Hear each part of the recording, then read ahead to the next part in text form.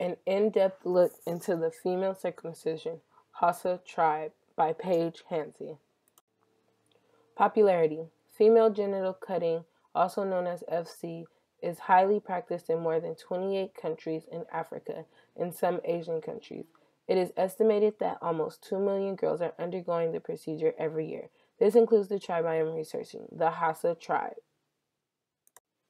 Whereas the Hausa tribe is located in the northern Nigeria and northwestern Niger. There was an Islamic presence in Hausa land as early as the 11th century. How the religion feels. Although Islam does not condone FC, Islamic jurists in countries that practice FC believe that it is an Islamic tradition mentioned by the Prophet and sanctioned by imams and jurists in spite of their differences on whether it is a duty of sunnah. How young? Circumcision of girls can happen between infancy to 15 years old. It was believed to have originated from Ethiopia or Egypt. It was how it started. It was the Arab traders who were thought responsible for spreading FC to the Red Sea coast in eastern Sudan.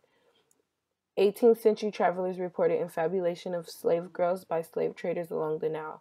Considered a mark of distinction in some groups, FC meant enslavement and subjugation to others.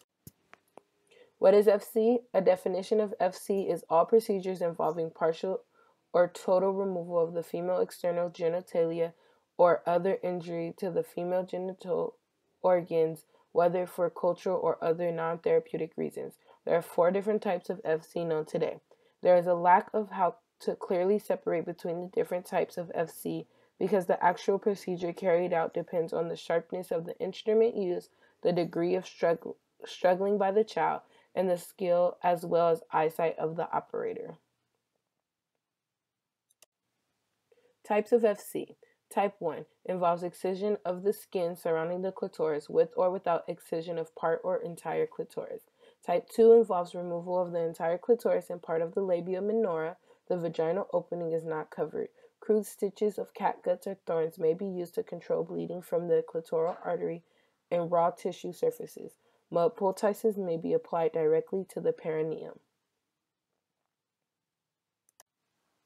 Type 3, which is the most severe, involves infabulation in which the entire clitoris and some or all of the labia minora are excised. Incisions are made on the labia majora to create raw surfaces.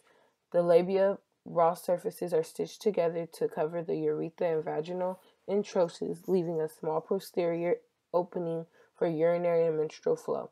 A firm band of tissue replaces the labia and covers the vaginal opening, which may liberate the urethral orifice.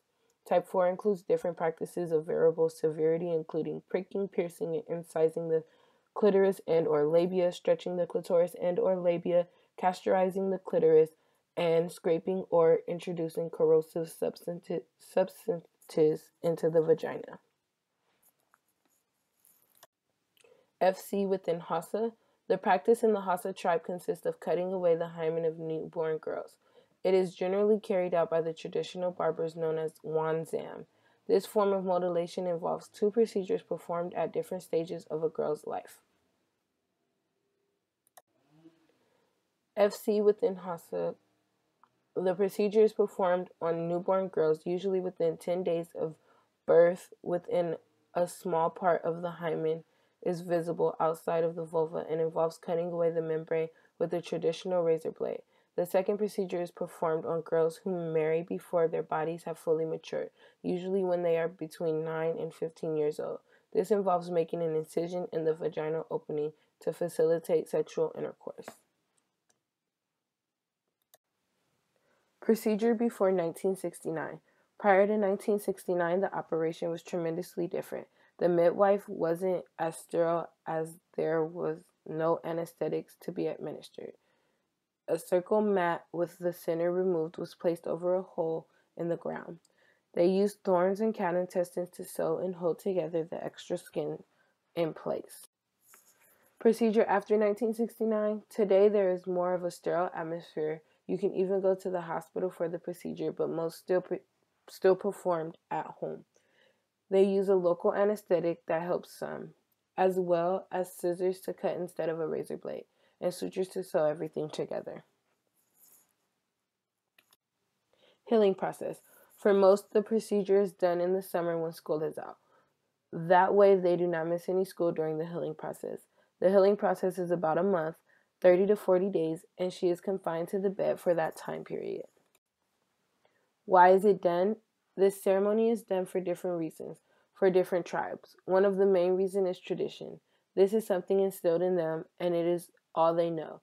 Another one is that they believe it increases fertility. Other reasons are birth control, rite of passage to womanhood, for health of the woman, and religion. What's next? This ceremony is looked at as one step forward to marriage. It is believed that an uncircumcised woman is looked at as impure, and it will be hard for her to find marriage if she marries at all. The only time a woman is open is for childbirth, and after birth she is to be reclothed, also known as repurified. People against FC. There are people against this common tradition in Nigeria. They believe it is brutal and a harmful tradition. The UNICEF has been working hard since 1992 to raise awareness alongside other parties. What's going on? The practice of FC is a major concern for the UNICEF. These practices constitute a violation of basic human rights and are condemned by the Convention on the Rights of the Child and the Convention on the Elimination of All Forms of Discrimination Against Women.